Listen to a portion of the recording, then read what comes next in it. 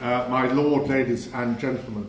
First of all, David, thank you very much for that magnificent introduction. I'm going to take you around the country with me at all my book talks. And I look forward to coming to this conference you're going to have on people who've been no platform. As far as I'm aware, I haven't been no platformed anywhere, but that will change after the word of this gets out tonight. I'm in no doubt. But Simon, you blindsided us all, including me, by announcing your retirement. You have been a fearless fighter for freedom and democracy in our country. And the liberties that we still retain, and the liberties that we won back up to a point on Friday night, because the process is not yet finished, are in no small measure down to you. And I salute you, and I'm so glad to hear that you'll not be disappearing from our view. In fact, I hope it's quite the contrary. I hope we see even more of you. Yeah. 10 days ago, I was among a congregation of hundreds who packed Malmesbury Abbey for the funeral of my dear friend and inspiration, Sir Roger Scruton. Roger wrote around 50 books on subjects as diverse as conservatism, Wagner, and the nature of Englishness. But aside from the philosophical lessons we all drew from Roger's writings, we drew perhaps the most important lesson of all from the way he conducted himself as an intellectual. He was a model to the rest of us in his civilised participation in discourse, a valuable trait for any intelligent person, but one that these days is more important than ever for a distinguished university teacher. Roger called a spade a spade. He was especially pungent about the shortcomings of leftists, but he always treated his opponents with respect, even when he violently disagreed with them. It's the increasingly unpleasant contrast between the Scruton way of dealing with ideas and arguments and the way now increasingly adopted in our public discourse, whether in partisan debate or in those places considered the nurseries of political thought, our universities, that I intend to talk about this evening.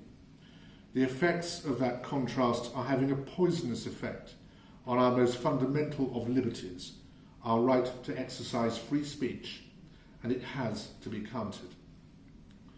If any of you imagines we live in a country where freedom of speech still pertains, I fear that what I'm about to say in the next 40 minutes or so may be the final act of disabusing you of that notion. Some of what I'm about to tell you in support of this contention will be familiar, but some of what is familiar is so shocking that it bears repeating. And what's truly shocking is that such damage to our freedom of speech is allowed to happen and is well known, and yet too few people with the power to do so raise a finger to stop it, thereby becoming complicit in the erosion of perhaps our most important liberty. And it must be stressed that while some in public life and in high positions have more power than most to reverse what has become a disturbing trend, we all have a part to play in ensuring that discourse in our society is not closed down. For discourse is, in the end, the means by which rational and civilised people arrive at the truth. In recent days, we've seen the absurd lengths to which some will go to crush freedom of speech, and equally absurd ways in which those who ought to be defending it go readily down on their knees before the onslaught. One of our most distinguished journalists, Alistair Stewart, the ITN newsreader, was forced to resign last week because he quoted some Shakespeare to an unpleasant man who had attacked him on Twitter. Mr. Stewart's misfortune was to quote a line that included the word ape. For the man he was fighting, unknown to Mr. Stewart, was black. Therefore, he had to be racist, even though 2 years ago Mr. Stewart had used the same quotation to a white man who'd been unpleasant to him. And there's only one thing an employer these days can do when confronted with the R word, and that is to sack the person accused of it, whether there is any justification for the accusation or not. ITN senior executives should be deeply ashamed of themselves and realise the damage they've done to discourse and freedom of speech in this country by their atrocious behaviour. But sadly, they're part of a long-running, self-destructive movement that is only the tip of a rather terrifying iceberg. And it starts, equally shamefully, in our so-called seats of learning. In 2017, one of the country's most distinguished academics, the Reverend Professor Nigel Biggar, wrote an article in the Times. Professor Becker is Regius Professor of Moral and Pastoral Philosophy in the University of Oxford. He is Canon of Christ Church Cathedral. As an undergraduate, he studied history. As a theologian, he is an expert in ethics. He is, in case some of you don't know him, no hyena of the fascist right. In fact, he even once admitted to me that until it became such an intolerant and sectarian newspaper, he used to read The Guardian. He is a man of the highest intelligence and wisdom, and, to use a very out-of-favour phrase, someone who embodies the highest Christian principles, if an atheist such as me has the moral right to bestow such an accolade. However, the Times article to which I referred caused a mob to go after him, in digital terms, of course, because that is the medium through which modern persecutions operate, and to seek to wreck his reputation and academic career.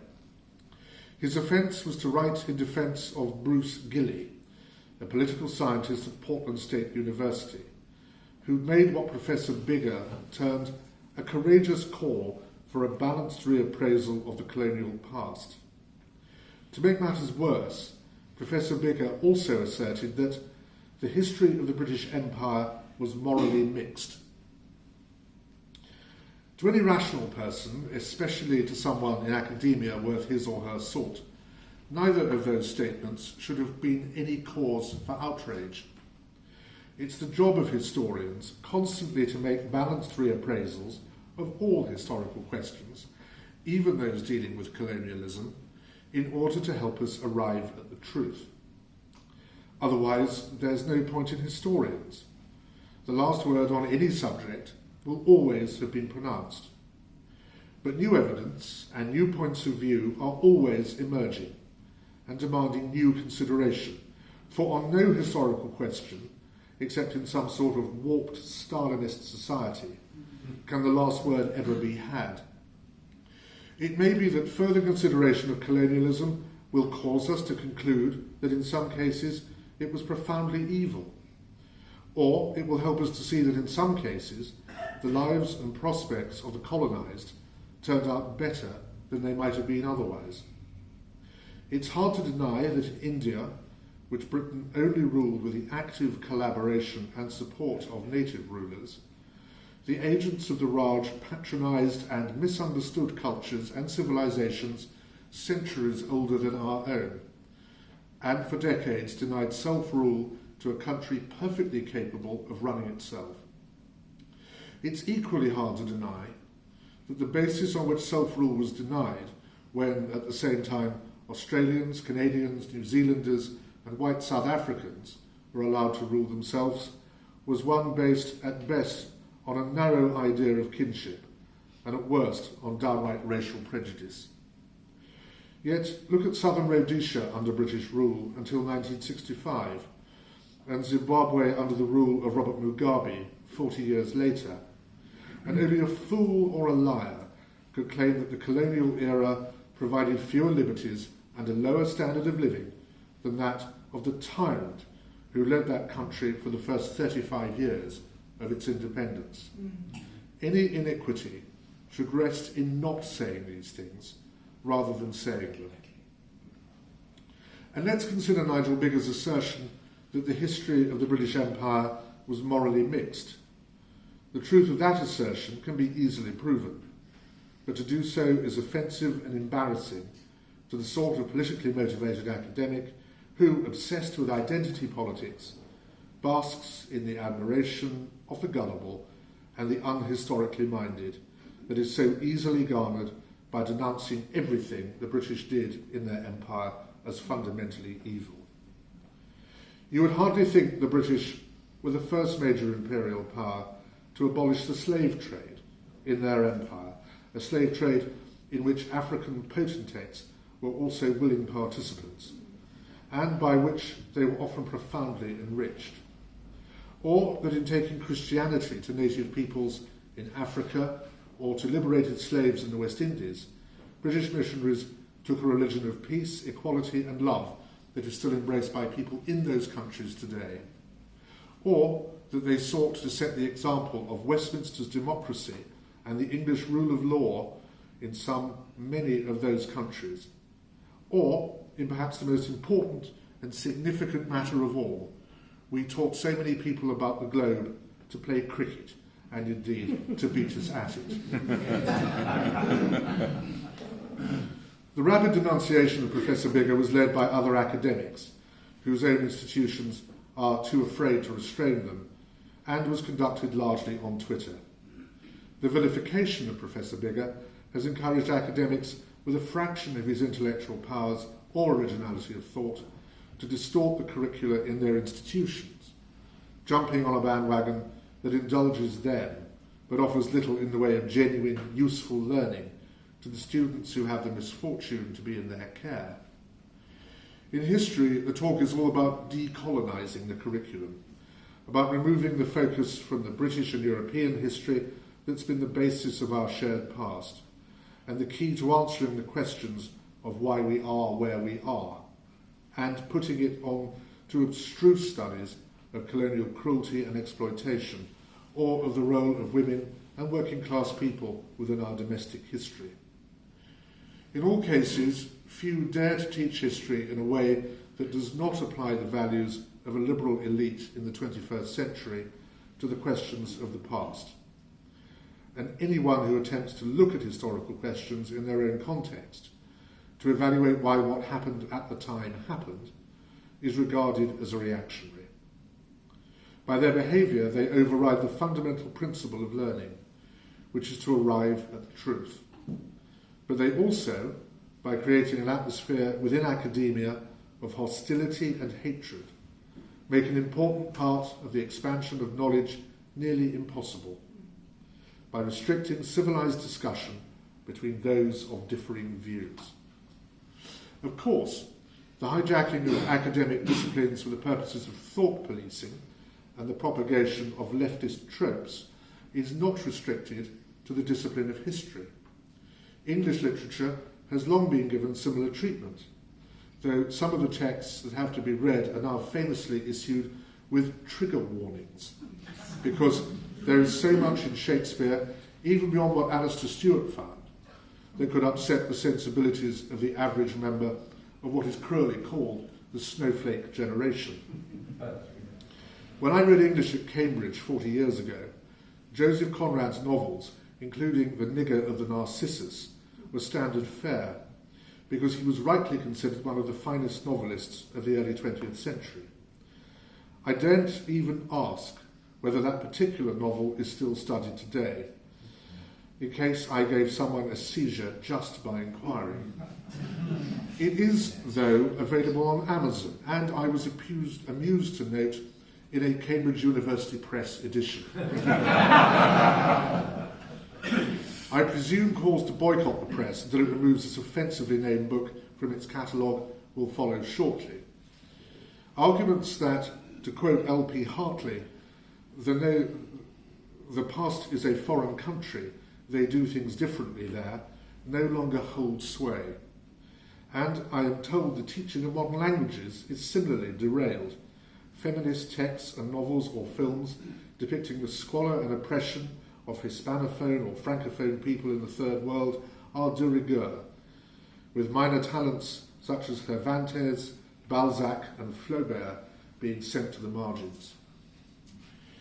It's little wonder that in their spare time, the students who endure what passes with this sort of teaching now try to close down expressions of opinion with which they disagree, usually for the preposterous reason that those expressions might cause offence, as if being offended is, to use another unfortunate modern expression, a hate crime, which many people think causing offence seriously is. We have lived with this for years. I recall an attempt at Cambridge, when I was an undergraduate, to ban a Conservative cabinet minister from speaking in the university by a group whose motto was "No platform for racists and fascists." For many of them, simply serving in the Thatcher government was sufficient to earn the label of a racist or a fascist. But they considered they had hard evidence against this man, or at least on the second charge, because he had made a speech a few years earlier in which he had advocated better birth control for the lowest social classes, which, to their little minds, was eugenicist and therefore crypto-Nazi. It was only when it was pointed out that Sir Keith Joseph, for it was he, was Jewish, and therefore from an ethnic group that had endured more than its share of racial persecution, and at the hands of bona fide fascists, that it was agreed that he was perhaps the undeserving recipient of such a protest. But on 2 or 3 occasions I went to hear J. Enoch Powell, of whom I was later to have the enormous honour of being the official biographer, speak at Cambridge despite angry protests against him for having made the so-called Rivers of Blood speech more than a decade earlier.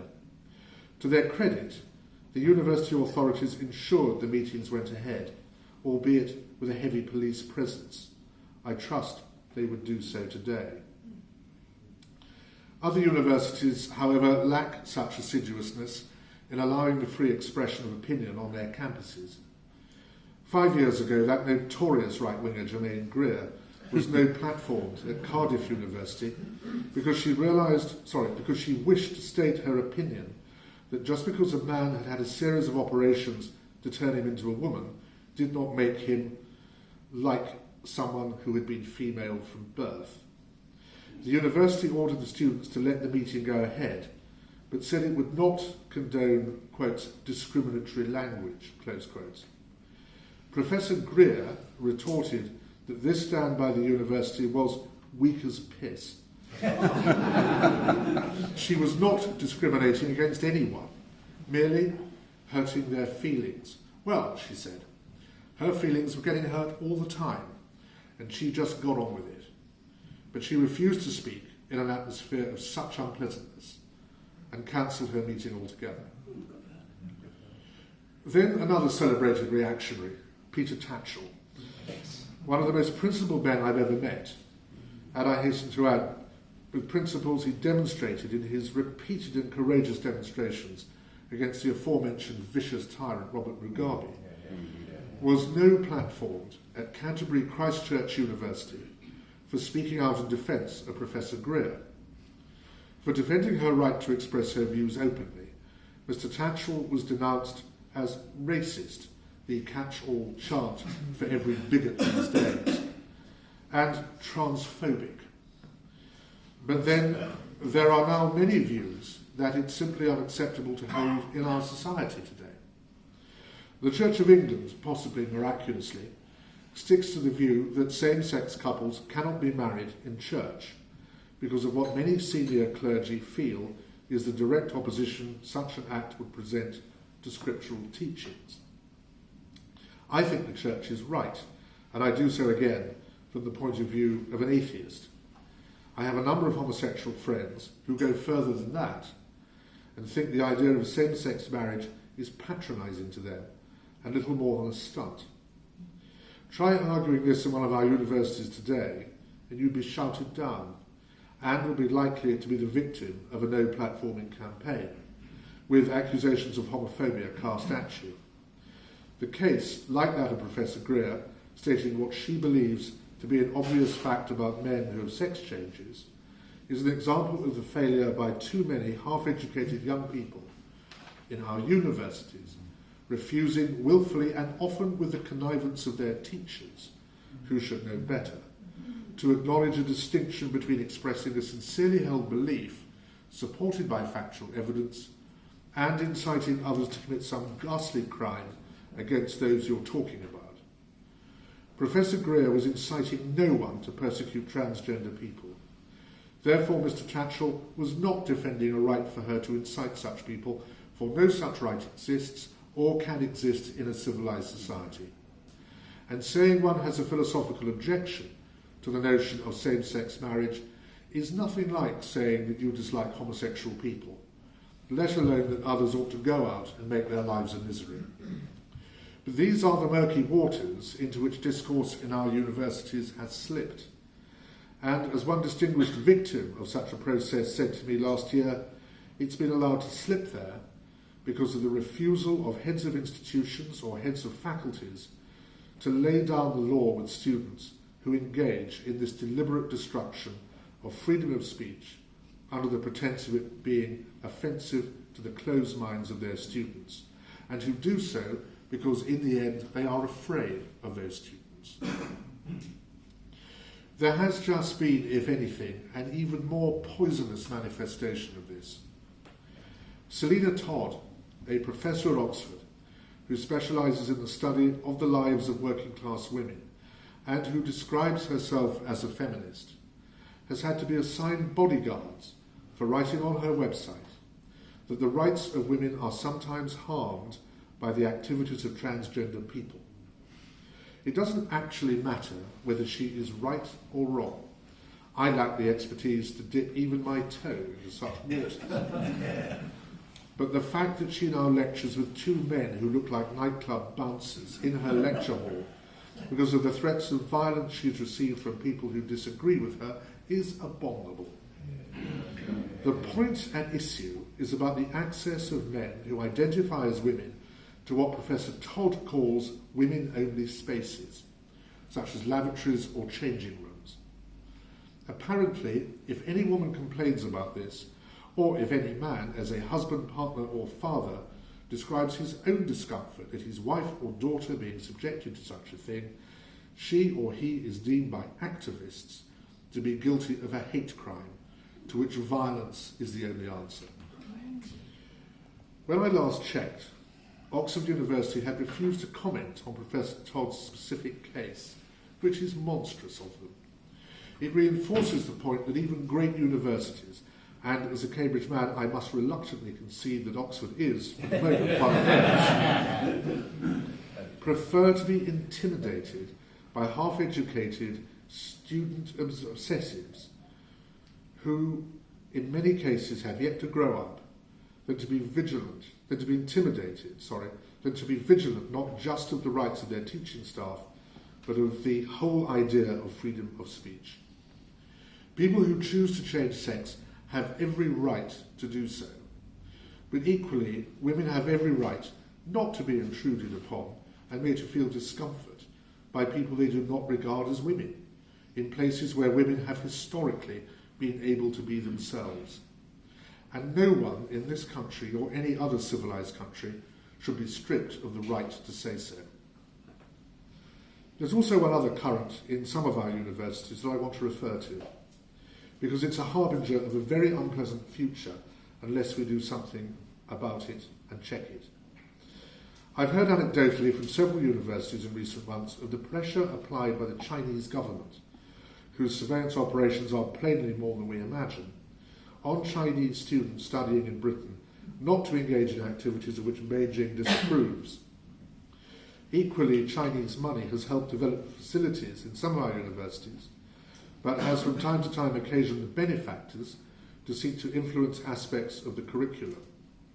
I believe those latter attempts have largely been resisted, but I hope any Chinese student in Britain who is put under pressure about his or her own activities should be able to tell his university authorities, and the authorities should give their full support. Sometimes students may feel their families back in China are at threat if they don't conform. Universities have to think very carefully before they accept Chinese money about what they might be expected to do or not to do in return.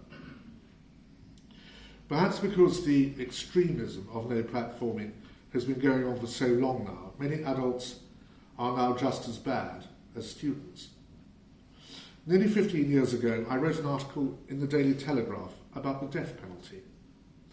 I said, and for what it's worth, it's a belief I cling to today, that I felt some murders represented such an act of premeditated wickedness whether the motive was financial gain or sexual gratification, that the only appropriate punishment, given the enormity of the crime, was a sentence of death, and that instead of the sentence being mandatory, as it had been for certain murders before abolition, it should be available to the jury, if convicting, to recommend to the judge before he passed sentence.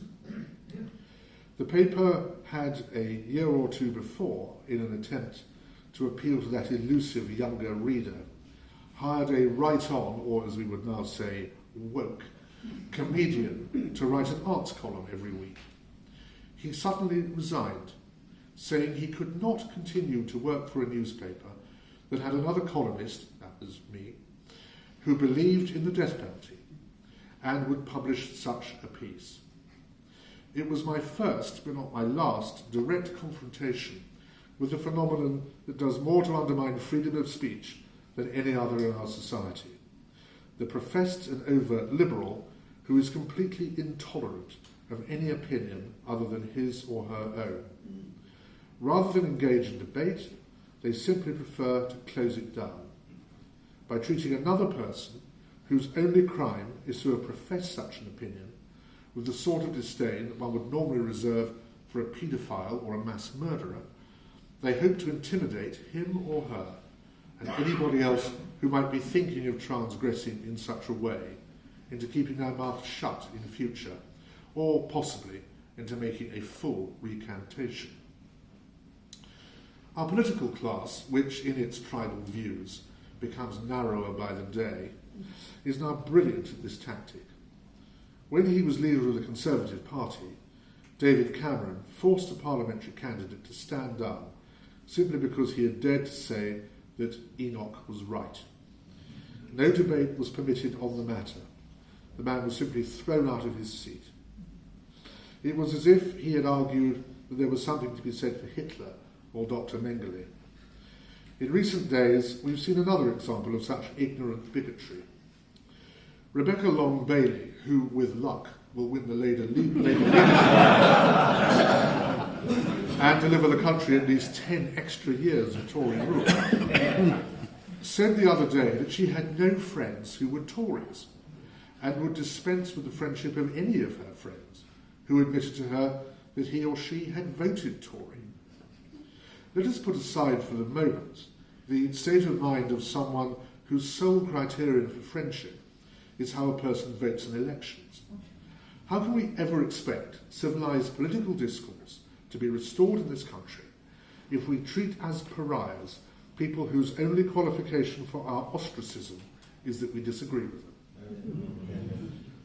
I'd been slow to realise how much of this feature of our democratic life had changed until nearly 3 years ago, when one of my closest friends, who'd been an MP for 30 years, was liked and admired by his local Conservative association and who commanded a sizable majority, suddenly announced that he would not be standing at the 2017 election. He loved the House of Commons and was highly regarded there, and I was so stunned by his decision that I feared he must have been diagnosed with a terminal illness, as I could think of nothing else that would have persuaded him to leave. Happily, he had not, but the reason he gave me was in some ways just as appalling. He showed me his Twitter feed. It was full of streams of vile abuse that shocked even me after a lifetime in Fleet Street. He said he just couldn't stand it anymore. Day after day, people he'd never met, and for who for the most part did not appear to be his constituents, showered him with vicious insults and threats purely because he was a Tory MP. That, now, is how we conduct political debate in our society. But more pertinent to Miss Long Bailey's painfully closed mind was something I saw on television last May. On the 40th anniversary of Mrs. Thatcher's first election victory, the BBC, over a weekend, replayed on the Parliament channel its coverage, first broadcast on the 3rd and 4th of May 1979. I'd seen it all before. As a boy of 18, it was the first election in which I could vote, but I'd not appreciated just how dramatically things had changed since then in the way we conduct our political life. Two episodes stick in my mind. Robin Day was interviewing Norman St. John Stevens just after dawn on that memorable and marvellous morning when Mrs. Thatcher won her legendary victory. And news came in after some recounts. Shirley Williams had lost her seat at Hertford and Stevenage. Stevens diverted for a moment to say what a terrible thing it would be for public life that Mrs. Williams would no longer be in the House of Commons because of her intellectual quality. Now, I know even then there were many of us who felt Mrs. Williams' contribution to public life, carrying on the closure of grammar schools and trying to fix prices in what used to be a free market economy, was simply wrong-headed. But we could also note her sincerity and her belief in public service, her reasonableness in debate and her courtesy towards opponents. Who can imagine a Tory MP today lamenting the loss of the seat of a Labour opponent? Never mind the opposite. Recall, if you will, the revolting performance of Nicola Sturgeon when Jo Swinson lost her seat at the recent election. That, of course, is how people behave when politics becomes more about serving yourself than about serving the common good. Then, later in the BBC's 1979 coverage, Merlin Rees, who had been a courageous Northern Ireland secretary and a very competent Home Secretary, came on to discuss in frank terms his party's defeat and the inept governance that had led to it. He made a point of wishing Mrs. Thatcher well in the parlous situation she had inherited. This, of course, was hot on the heels of the winter of discontent, and in that now unimaginable time when unelected leaders of trades unions effectively dictated how our country was run. Again, I was mildly aghast. Did we hear any senior Labour figure on the morning of the 13th of December wishing the Conservatives well in running the country, recognising that we are all in it together? We did not. The Long Bailey School of Political Thought, in which your opponent is in fact your enemy, and that decrees that anyone who doesn't agree with you is ipso facto morally deficient to the point where they become untouchable and are indeed stripped of their basic humanity, prevailed heavily in Labour's defeat. In such a situation, how can we continue to have the political discourse essential to a civilised country? Conservatives especially become immediately intimidated when the finger of snowflake outrage is pointed against them.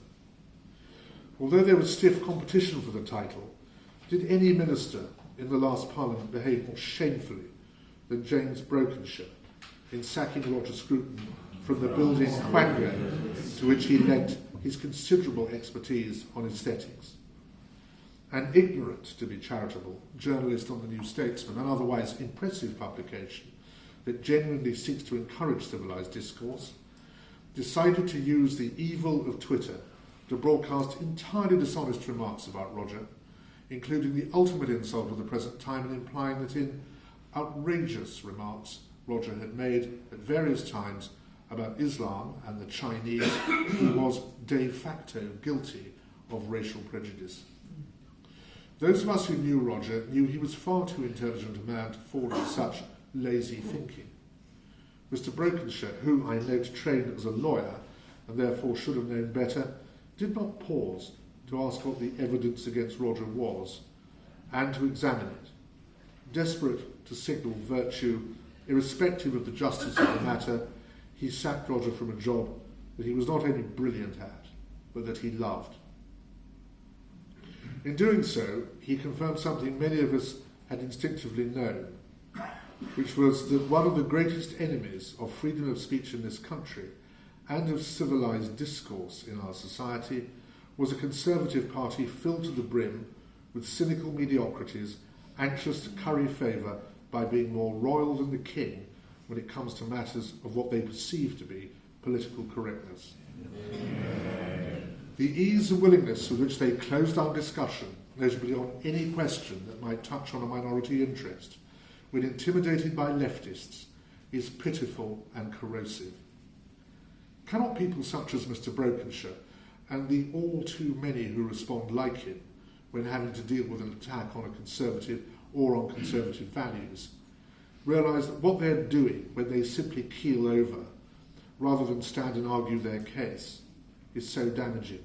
Can't they see that all they're doing is assisting those whose object is to vilify conservatism and conservatives in the Long Bailey style, and ensure that supposedly decent values in our society become identified with the warped prescriptiveness of the left, rather than with the traditional broad-mindedness of the conservatism most of us grew up with? Because all such an attitude achieves, in the end, is making people afraid to speak out on matters of common sense and allowing ignorance and bullying to prevail.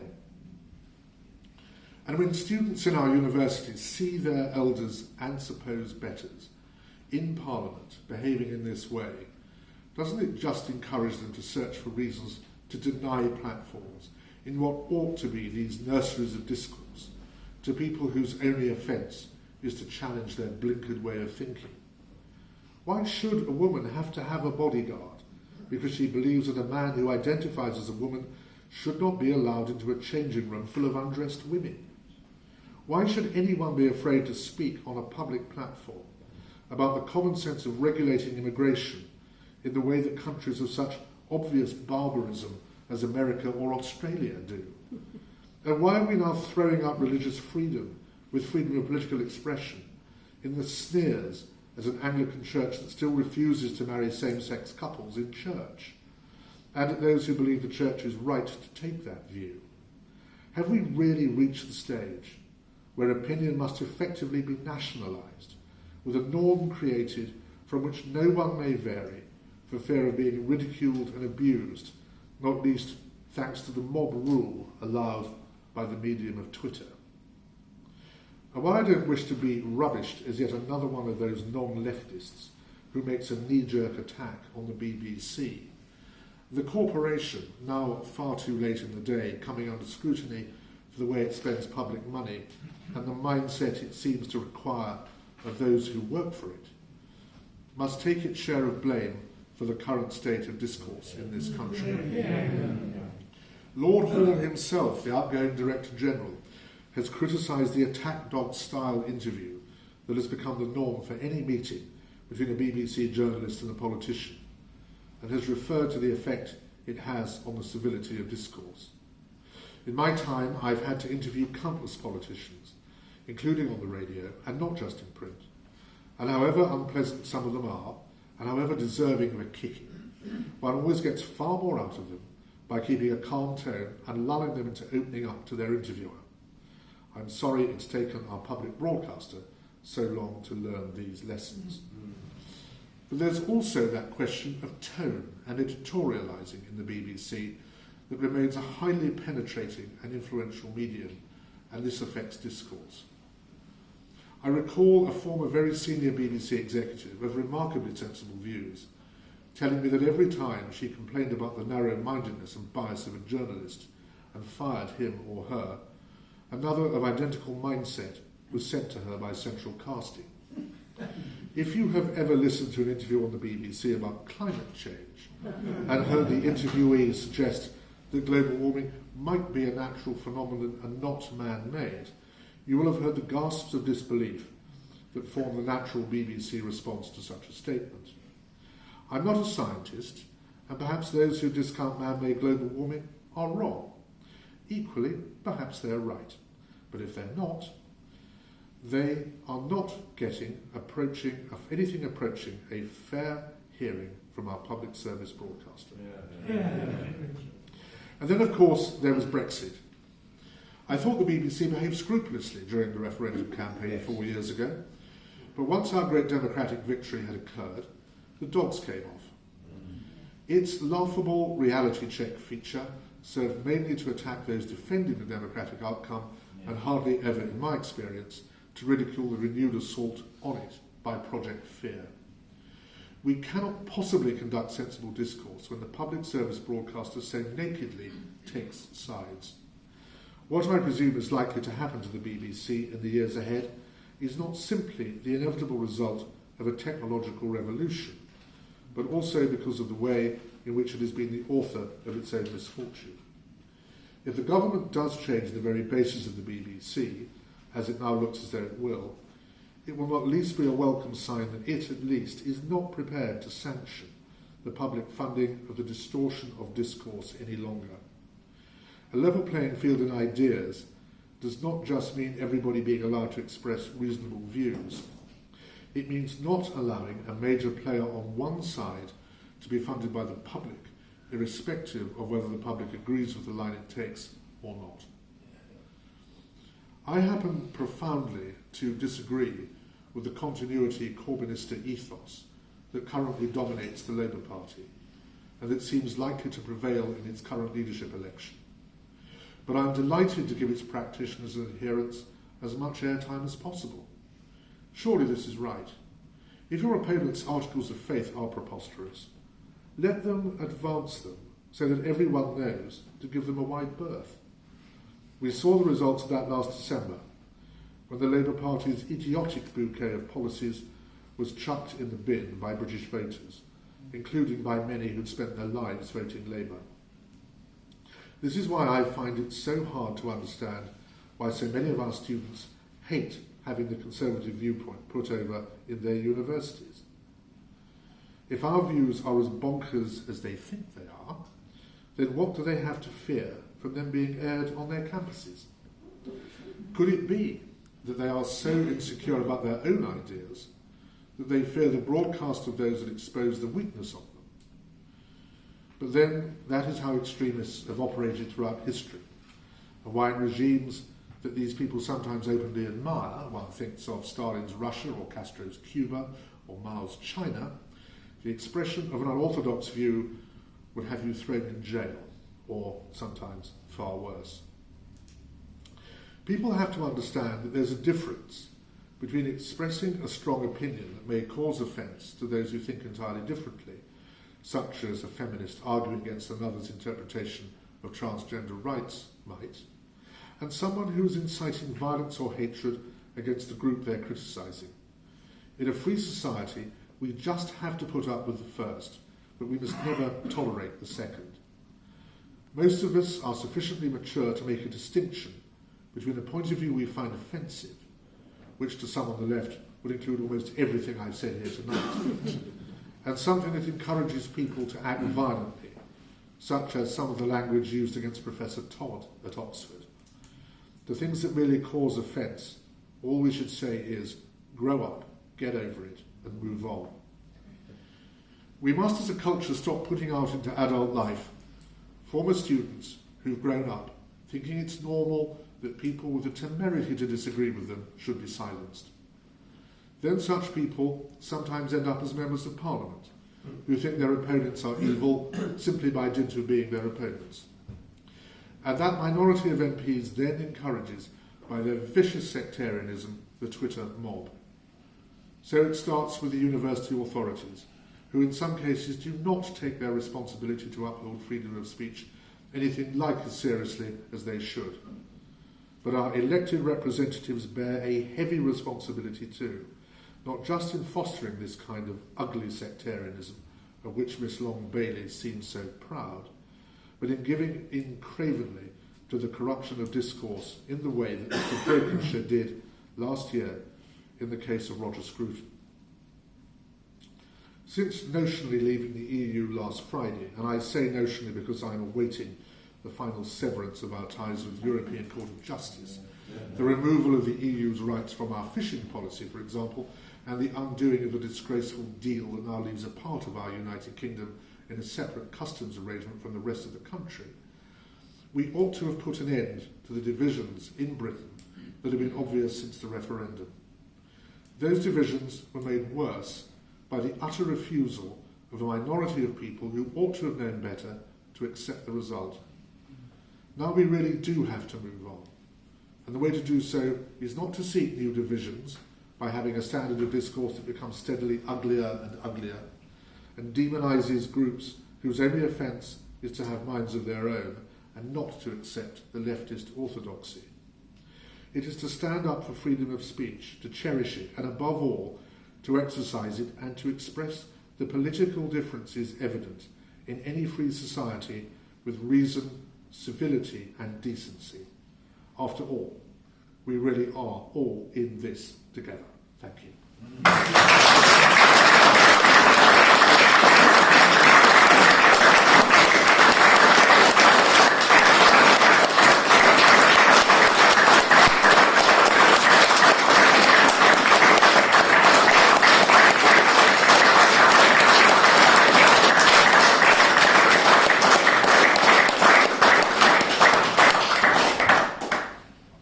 Thank you so much for a tour de force and for saying the unsayable. I'm sure you will be no platform now, there's no question. I hope so. But I know you're under time pressure. But, I'm delighted to take questions for a few minutes. Please, it's probably easier if you just handle it from there, and, yes. and then we'll have Sir Christopher Choke to round up afterwards. So, yes. Yes, to what extent would you assign the enthusiasm of Tony Blair and the Labour government to get sort of 50% of people through university as a sea change in the sort of students who can get to university? And this sort of attitude of lack of... Yeah. When I was lucky enough to go to Cambridge 40 years ago, I was one of only 15% of my age group who went to university. As you correctly say, it's over 50. I think all that's changed, because we did have these problems when I was an undergraduate, there's no point pretending otherwise, is that there are just more of them, but the proportions probably haven't changed. There are, it's always possible to have a small number of people on any campus who, if they're determined to make trouble, will make trouble. What I would very much like to see is university authorities really coming down on these people very hard and chucking people out who try and silence freedom of speech. I mean, I have grown up, and I'm reasonably grown up now, always believing that I lived in a free country. And to me that meant not being allowed to go out and be just bloody rude to people or to insult people, but if I had a political view that I could justify, to go out and try and justify it. And when you hear of people such as Germaine Greer and Peter Tatchell not being allowed to get up on campuses and speak, because a group of really extreme leftists who are obsessives are determined that they will not be allowed to air a view which virtually no one else in the country finds offensive, then we've got a real problem. And I think Germaine was quite right to say that the people at Cardiff were weak as piss. Good for her. I'd have put it even more strongly. Because I think what people who run universities have to understand is that they are responsible for educating students in the broadest sense. It's not just teaching them about history or teaching them about English or teaching them natural sciences. It's about teaching them how to behave as civilised adults when they get out into the real world. And we cannot allow ourselves to live in a country where reasonable points of view are closed down and violence and unpleasantness are either threatened or used against those who express them. And yes, the expansion of universities has probably made the problem bigger, but I cherish the hope that most students in universities are reasonable people and they understand that they go to university not just to learn their subjects, but also to understand something about the world that they're about to go into in full adulthood. And that means learning about freedom of speech. Madam. Today, a lecturer from Birmingham City University likened the way the British Empire was run was comparable to the Third Reich. And he is teaching youngsters this. Now, as you rightly said, not everything in our British Empire was perfect. Should we adapt a model, I think it's being adopted in Holland, whereby some of the cultural icons of statues and art underneath says, well, this was this era under our empire, we wouldn't do these things now, or this person wouldn't represent our empire, rather than actually starting to dismantle everything. Well, first of all, can I say, I don't know the story, but can I say I respect that person's right to do that, and I hope he or she respects my right to laugh at him or her, because it's an absolutely imbecilic thing to say. I don't want to get to the point, I'm afraid, where I have to walk around an art gallery or a museum and be hectored by messages telling me what I ought to think either about the past or the present. What I would like is in our schools and universities for people to be taught that the past was different. Because of course it was. And when they go into they go to a museum or into an art gallery and they see a painting or some representation of somewhere from our colonial past, they bring with them a bank of knowledge that they can interpret it in that way. If we go down the road of putting up notices under paintings or statues or anything else, then you're doing exactly what I've said we should do, which is to nationalise people's responses to questions. I want to educate people to a state where they can make their own mind up and think for themselves on this. Sir? I just want to take issue with one of the points you made shortly after you talked about Shirley Williams, and you said it was a mark of intolerance to see your opponents as enemies. That's not a mischaracterisation. No, that's absolutely right. I think it's, from where I'm sitting, it's quite legitimate to see your opponents as enemies when they pose a real and legitimate threat to your way of life, whether that's, as you were talking about, snowflakes posing a threat to freedom of speech, or the last Labour manifesto posing a threat to property owners and wealth creators, or whether the European Commission posing a threat to our way of life. I think it's actually legitimate to see them as enemies, and indeed that provides a strong motivation to campaign and win against them. I would maybe contest that the difference between leftist and rightist is you can see someone as an enemy without characterising them as evil. Yes, I think we have to be very careful how we use the word enemy. I mean, look, you're entitled to use whatever words you want, and I'm not going to get snowflake about it. But I would never describe somebody who had a political view opposite to mine as unpleasant as the ones you've just described as my enemy. I would describe him as my opponent. My enemy is somebody who walks down Streatham High Street with a knife trying to kill me because I happen to be a Christian. That's an enemy. Or 70 years ago, somebody who drops bombs on me or tries to shoot me. I think we have to be careful about exaggerating our language. And I really don't in politics want to start talking about enemies. It's amazing how many MPs on both sides I've spoken to over the last 20 years in particular who say, oh, I never talk to Tories or I never talk to Labour people because they're just basically bonkers. And I'm not saying you should share their views, but these people are human beings. They've got the same motivations that we've got. Some of them may well be absolutely wicked. I met some people in my 35 years as a political journalist who I wouldn't want to marry my daughter if I had one. But I think if we start using the word enemy, we can believe very strongly in something. I mean, I believe passionately in the free market. I believe passionately in freedom of speech. I believe passionately in raising the standards of education in a way that the Labour Party in this country seems to be incapable of conceiving. I believe passionately in looking after our elderly, which is going to be one of the next scandals we have to deal with in this country, which we're hopeless at the moment. I don't take the view that the people who disagree with me are my enemy. However wrong I think they are my opponents, and they are very wrong. And I'd like to keep sort of martial and militant language out because I don't think it helps. So, will the current government keel over in the face of Twitter storms as badly as the previous? I'm not an undiluted admirer of the present government. I'm not an undiluted admirer of the present Prime Minister. He used to work for me, and I've seen him at close quarters. And I know many people in this room who think he has enormous qualities. It's not a view that I entirely share, I'm afraid. I don't know how this government will get on. We've had two really crucial decisions that are being made in the last few days. One was Huawei, which I think was very badly wrong. Yeah. And I wrote a piece in the Sunday Telegraph yesterday about HS2, saying it was the first big mistake of this government. We have been briefed that he is going to announce this week that it's going ahead.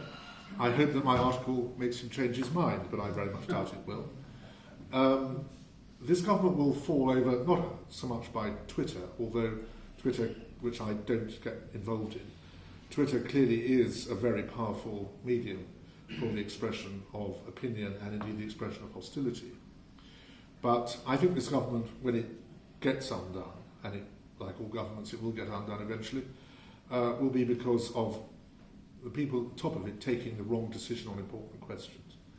We're only 6 weeks from the election or so, and we've just had, or about to have, two really bad decisions. As you would have gathered from my lecture, I am far from convinced that we are yet out of the woods where the EU is concerned. I turned down all invitations on Friday night to go to parties. and instead went on television to talk about various interesting cultural subjects with Mary Beard, which I thought was probably the best thing to do.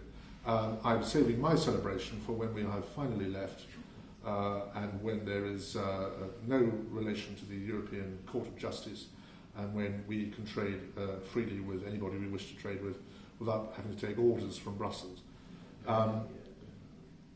I don't know how that's going to work out for the government. Anything could happen.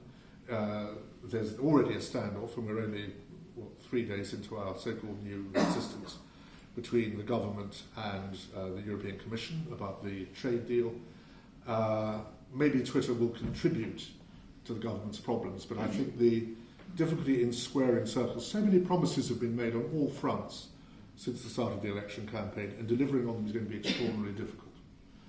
And as with so many governments that I've watched professionally for the last 35 years as a journalist, somebody will go to the House of Cards and pull out one that is quite near the bottom, and then everything goes wrong.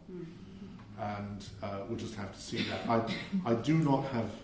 we're about to have a reshuffle. We could be about to have the most brilliant cabinet in history, and I think we do. Somehow I doubt it.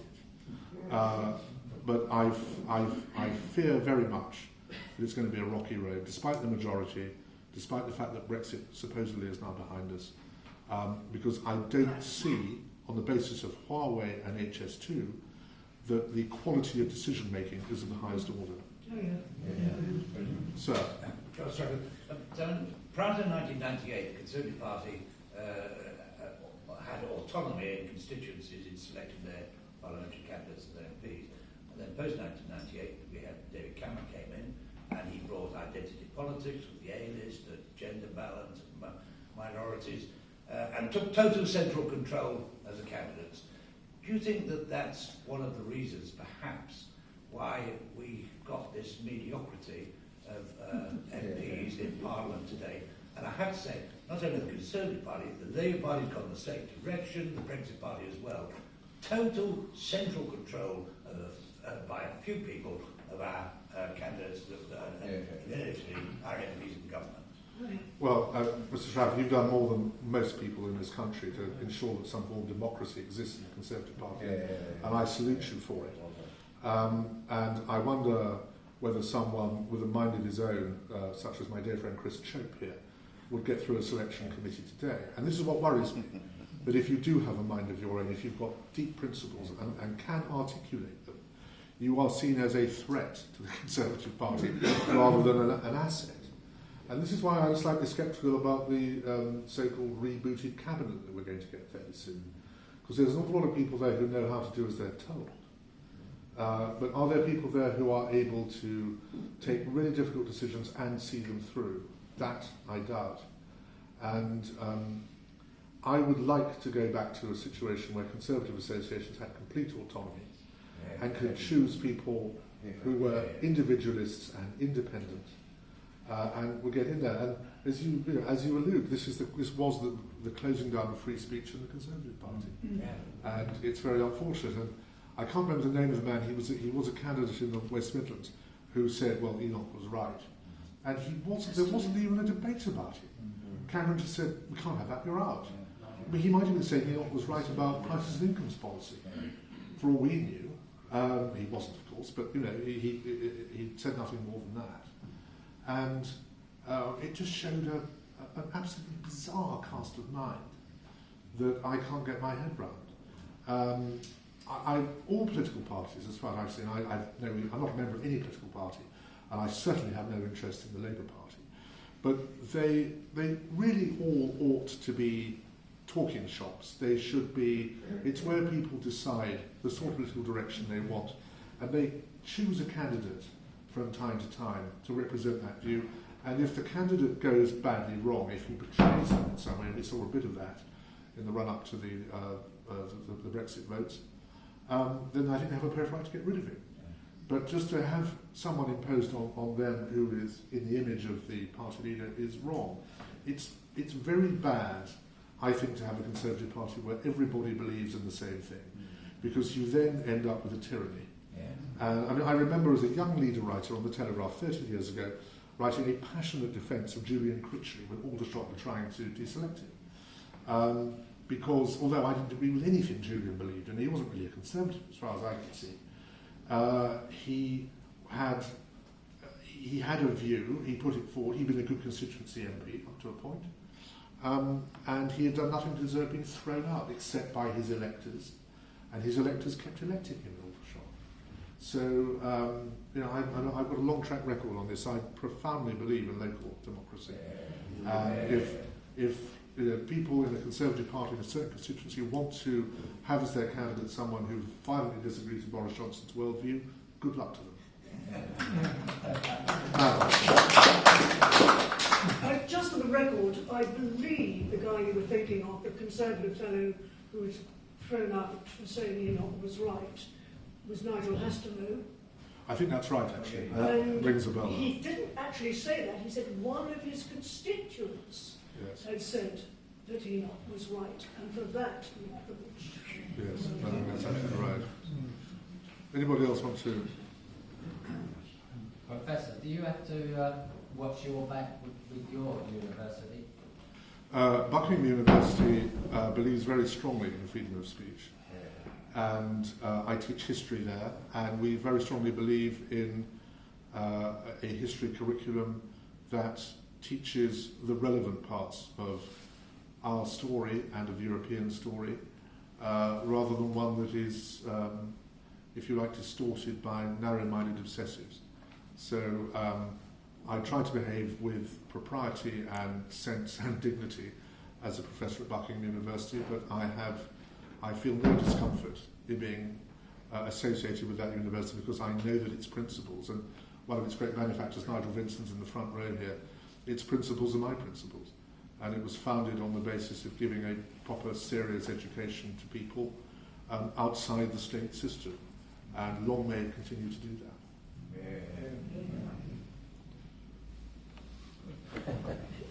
Right, thank you so much, Simon.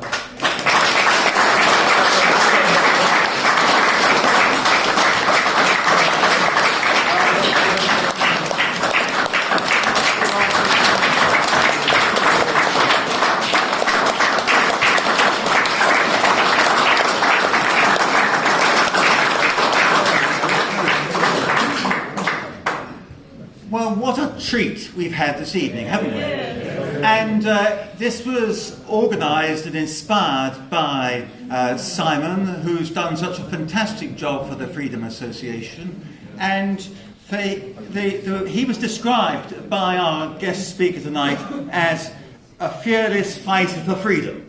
And I hope that when Simon Richards starts issuing his next set of Christmas cards or whatever, he will have his self-portrait and that immediately below it, a fearless fighter for freedom, because you've absolutely summed it up, Simon Heffer, Professor, in those words. And can we also thank Jillian Becker for sponsoring such an important event, because we are looking forward, everybody's looking forward rather than back.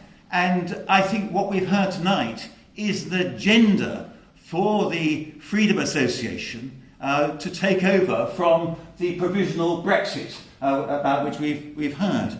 Because the issue of freedom of speech, particularly in our universities, is fundamental to freedom.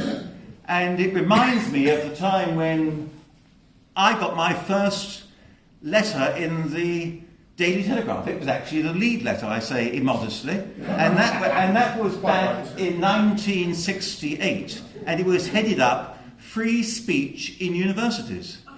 And the subject matter of the letter was because the Vice-Chancellor of the university at which I was studying, and where I was the chairman of the Conservative Association, had refused to allow Enoch Powell to come and speak to the university.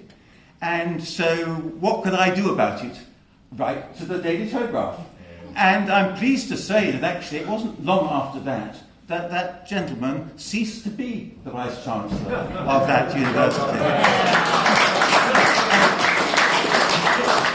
So things were a lot better in those days than they seem to be now. But the fundamental importance of that cannot go unnoticed. So Simon, thank you very much indeed for giving us our mission statement and for bringing your intellectual rigour to these issues, because it's so important that people understand why freedom of speech is important, and you are articulating the case for it in a way in which I wish that... I don't know whether your lecture is going to be written up and circulated, but it certainly ought to be, and we've got confirmation from the back that it will be. And I hope that it will be circulated to universities, to academics and others.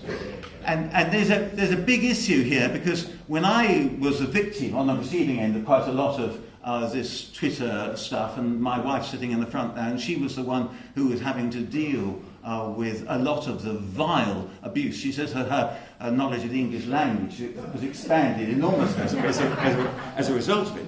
But somebody came to me and said he said he was the only academic at Bournemouth University who was a conservative. I don't know whether that's true or not. But he said that what I had been the victim of was what's called a cultural Marxism.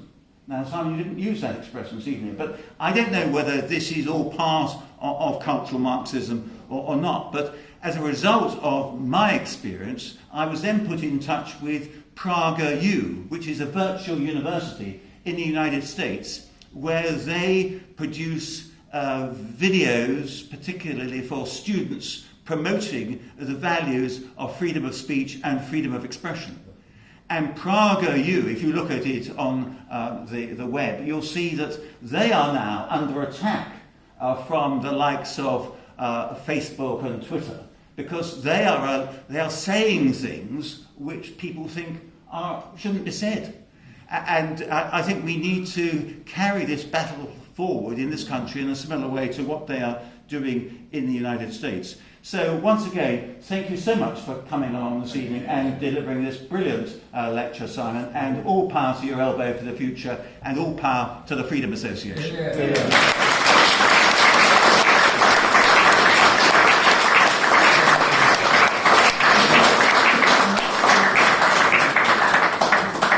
Well, ladies and gentlemen, just to wind up, to thank Simons, thank you, Simon, for a really excellent speech, very thought-provoking. We want to take those messages forward. Well, thanks, ladies and gentlemen. We're going to go to the Two Chairman pub after this, if you want to join us. You've got a chance to buy Simon a drink. Appreciate it. But thanks very much for your interest, for coming along, and please help, as I say, we'll lay out some plans on the Freedom of Speech campaign through communications, so please do what you can to support us and come along to that. Thank you very much for coming, and see you soon at the pub. Thank you.